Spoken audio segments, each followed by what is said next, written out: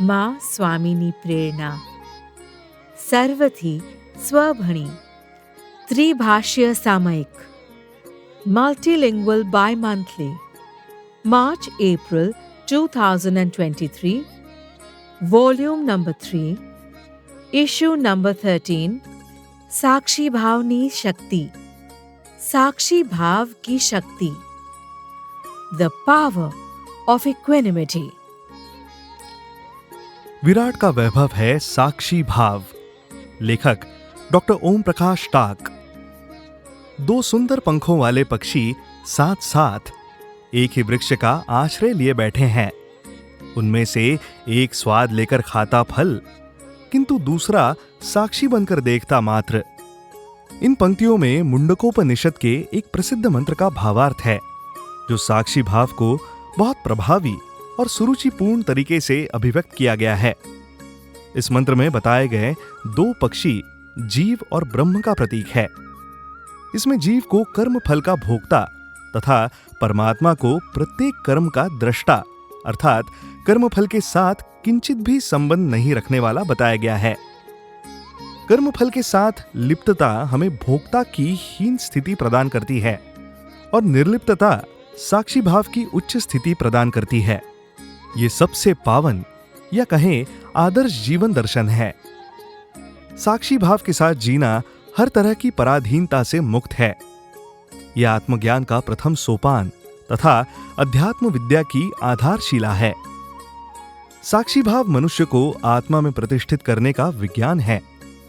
ये सूत्र जब शक्ति बनकर जीवन में उतरता है, तब मनुष्य न करता रहता है न भोगता।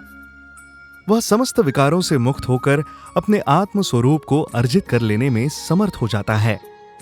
अतः कहा जा सकता है कि साक्षी भाव आत्म जागरण तथा आत्म कल्याण का महामंत्र है। ये साधना का पथ और मुक्ति का द्वार है। वस्तुतः साक्षी भाव कोई सैद्धांतिक दर्शन नहीं है, बल्कि व्यावहारिक अनुभव है। सामान्यतः हमें इसका अनुभव तब होता है जब हम किसी संत महापुरुष के सान्निध्य का अवसर पाते हैं। मद्रास हाईकोर्ट के न्यायाधीश के सुंदरम चेट्टियार ने जब पहली बार रमन महर्षि के दर्शन किए तो वे आनंद में विभोर हो गए। उन्हें लगा कि वे एक ऐसे जीवन मुक्त महापुरुष के सान्निध्य में हैं, जो सबको अपने में और सब में स्वयं को देखता है। संसार की कोई भी घटना उनकी शांति भंग नहीं कर सकती है।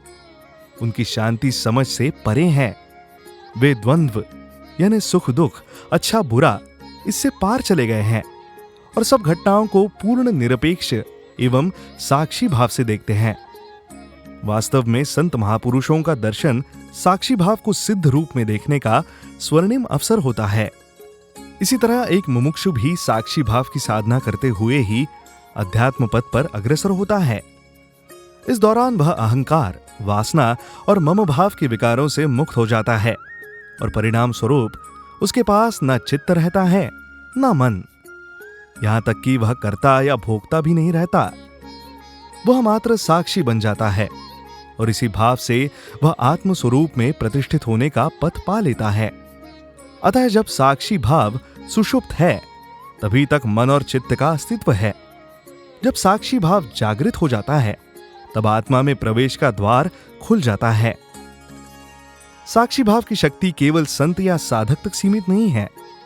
वह जन सामान्य को भी जीवन विवेक और जीवन कौशल प्रदान करती है। सामान्यतः मनुष्य शरीर से क्रिया, मन से विचार और हृदय से भावना करता हुआ स्वयं को अभिव्यक्त करता है।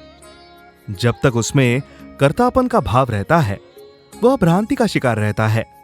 लेकिन जब उसमें साक्षी भाव जागृत हो जाता है, वह शुद्ध सत्व को खोजने की दिशा में पग बढ़ा लेता है। प्रायः लोग पूछते हैं कि काम, क्रोध, मत्सर आदि दोषों को मिटाने का क्या उपाय है। बाबा विनोबा कहते हैं कि ये सारे दोष चित्त में रहते हैं। यदि चित्त को ही पटक दो तो ये कहाँ रहेंगे।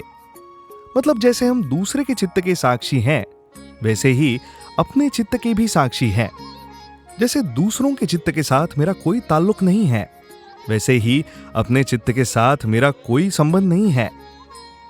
दूसरा कोई क्रोध करता है तो मुझे ज्ञान होता है कि ये ठीक नहीं है, क्योंकि मैं उसके चित्त का साक्षी हूं। ठीक इसी तरह मैं क्रोध करूं तो मुझे ज्ञान होना चाहिए कि ये ठीक नहीं हुआ, क्योंकि मैं इस चित्त का भी साक्षी हूं। सार की बात यह है कि चित्त का साक्षी बनने के लिए उससे अलग होना ही पड़ता है। असल दोष तो मन और इंद्रियों में है, लेकिन जो चित्त का साक्षी बनकर अपने दोष को देख समझ लेता है और उसे पहचान लेता है, वो उससे अलग होकर अपना दोष दूर करने में लग जाता है। इसके लिए जरूरत सिर्फ साक्षित्व का अभ्यास करने की है। यदि हम साक्षी भाव से परिपूर्ण परमात्मा के गुणों का ध्यान चिंतन करें तो हमारे भीतर भी वे पावन गुण आने लगते हैं। इसी तरह हम विचार या क्रिया के दौरान साक्षी भाव से सजगता पूर्वक आत्मनिरीक्षण करते रहे तो हमारा मन कभी लिप्त नहीं हो पाएगा और हम शीघ्र ही मन के बाहर जाने और मन के ऊपर उठने की शक्ति का विकास कर लेंगे। ये दोनों युक्तियां मनुष्य में साक्षी भाव के अभ्यास के लिए बेहद उपयोगी और प्रासंगिक है। साक्षी भाव को धारण करने वाला व्यक्ति स्वयं को शरीर, मन, बुद्धि से अलग मानता है। अतएव शरीर, मन, बुद्धि के कार्य व्यापारों को वो अपना कार्य नहीं मानता, बल्कि प्रकृति को मानता है। वो कर्ता या भोक्ता नहीं, बल्कि सदा चेतन, साक्षी या दृष्टा होता है। कर्ता या भोक्ता होना संसार से जुड़ना और मर्त्य होना है, लेकिन साक्षी होना आत्म और अमर्त्य से जुड़ना है। यही साक्षी भाव की शक्ति और उसका अमृत है। अतः साक्षी भाव हमें समभाव में रहने की शक्ति प्रदान करता है। इससे हमारी आंतरिक शांति भंग नहीं होती और हम भय, घृणा, मोह, शोक आदि विकारों से मुक्त होने लगते हैं। इससे हमारा लौकिक जीवन संवरता है, मेरेपन का भाव छूटता है, अहंकार पिघलता है और पुण्य संचित होता है। अतः साक्षी भाव अपने अंतरस का दर्शन है। साक्षी भाव में होना विराट का वैभव पाना है। यह परमात्मा के प्रति श्रद्धा का उत्कृष्ट रूप और भक्ति का उच्चतम भाव है। आज का मनुष्य जिन व्याधियों से ग्रसित है, उसका बड़ा कारण शरीर नहीं बल्कि मन है।